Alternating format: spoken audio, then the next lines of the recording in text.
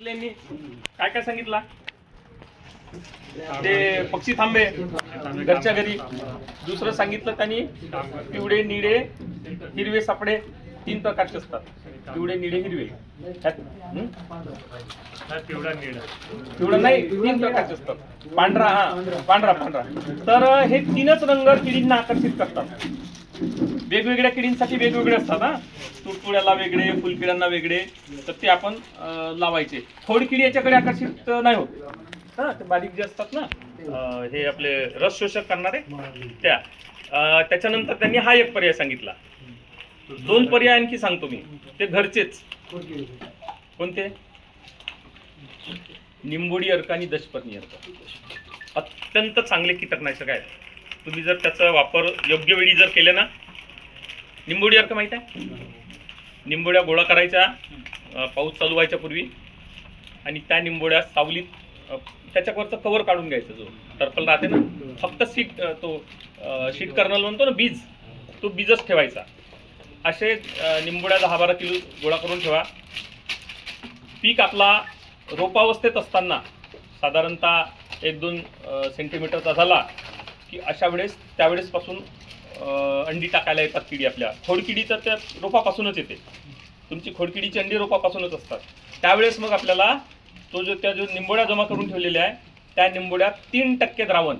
मग 3% द्रावण कसं करायचं? नाही सॉरी 5% द्रावण. 5% द्रावण कसं करायचं?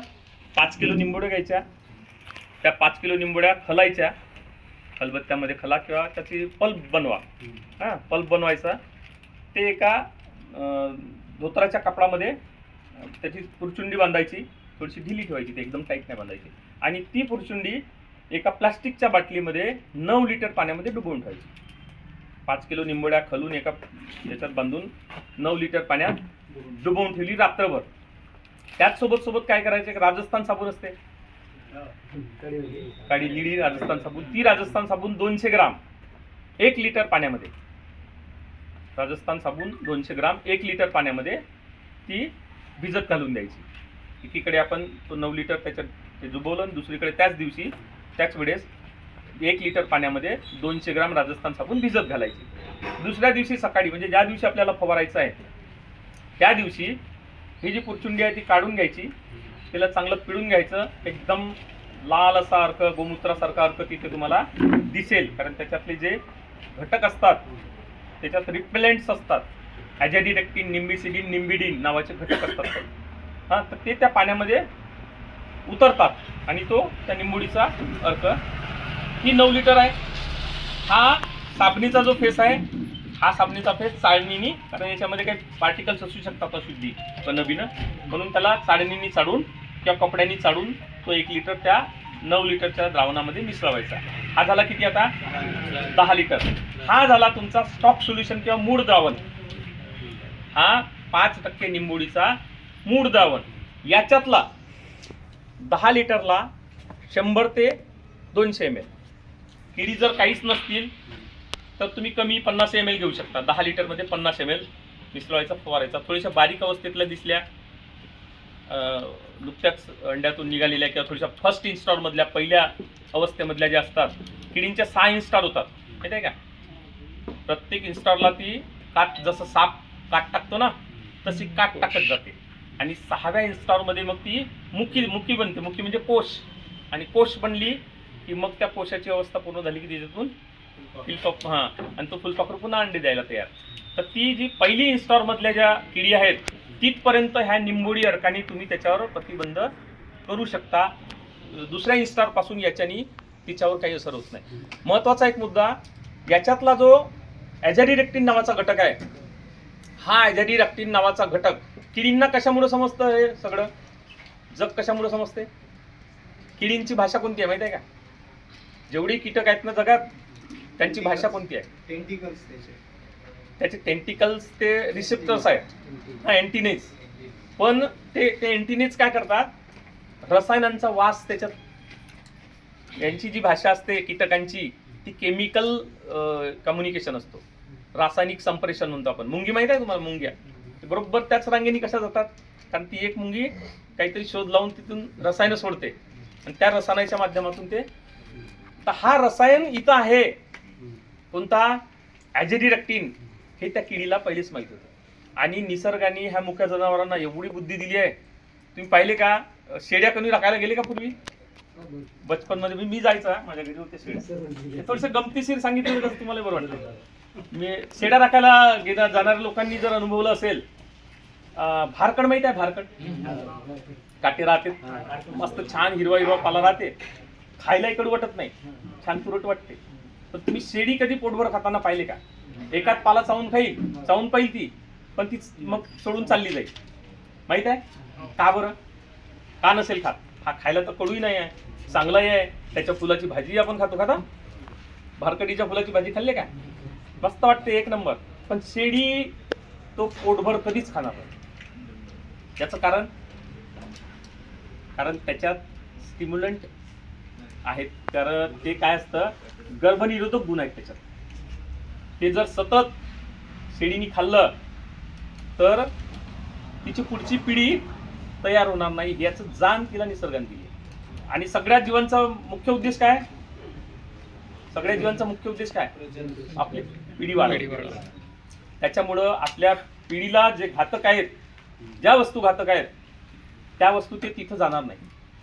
आणि निंबामधला जो हा ॲजेडिरॅक्टिन आहे, हा ॲजेडिरॅक्टिन किडींवर 6 प्रकारे दुष्परिणाम करतो. सगळ्यात पहिला, सुरुवातीच्या अवस्थेमध्ये जर निंबी तो ॲजेडिरॅक्टिन पडलेला पान जर त्या अळीनं खाल्लं तर तिला तोंडाचा लकवा होते. Neurological poison. तोंडाचा लकवा मारते तिला. तोंडाचा लकवा मारला की तिला तोंड हलवता नाही, खाणं नाही होत, मरते. त्याच्यातून एखादी मुजोर किडी राहिली, खाल्ली ना वाचली, राहते ना, मुजोर किडी राहते. तर 100 असतील ते 1-2 मुजोर राहतात. त्याच्यातल्या 1-2 जगतात. त्या जर जगल्या, ते जेव्हा कोशात जातात, कोशात त्या अपंग तयार होतात. म्हणजे एखाद्याला पंखच राहणार नाही, ते 1-2 पायच राहणार नाही, एखादा अँटिनाच राहणार नाही, मग ती अपंग तयार होते. तो एक नुकसान. तिसरा, त्याच्यातली एखादी जर बऱ्यापैकी निघली तर ती फलन करू शकत नाही. म्हणजे नर निघाला तो मीटिंग करू शकणार नाही, मादी निघाली तर ते अंडी देऊ शकणार नाही. म्हणजे तो एक नुकसान. हे सगळे नुकसान त्या किडीला माहीत आहे की नाही, आपली पिढी हे जर खाल्लं तर आपली पिढी ती घाट्यात जाईल. म्हणून ती तिथं येतच नाही, अंडे द्यायला तुमच्या पिकावर येतच नाही. केव्हा? जर तुम्ही निंबोडी अर्क फवारला असेल तर. म्हणजे आपण काय केलं, तिला बाबू माझ्या शेतात येऊ नको, मी तुला मारत नाही, तू माझं नुकसान करू नको, म्हणजे प्रतिबंधात्मक उपाय केला. ह्या निव्वळ ॲजेडिरॅक्टिनमुळं किडी तुमच्या शेतात येतच नाही. अनुभव घेऊन बघा. आणि आल्या नाही तर मग ह्या 1000 5-5 हजाराच्या औषधी फवारावं लागतील का आपल्याला? आणि जो पाप आहे किडीला मारायचा, तोही आपल्याला लागणार नाही. आणि बघा, किडींना आपण मारूच शकत नाही, आपली अवकात नाही आहे. कारण ते आपल्या लाखो वर्षापूर्वीपासून आहेत.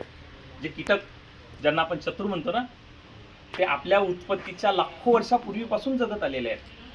आपण ह्या कालपर्वाच्या रसायनांनी त्यांचं नायनाट करू शकत नाही. त्यांना निसर्गाने एवढी शक्ती दिली आहे.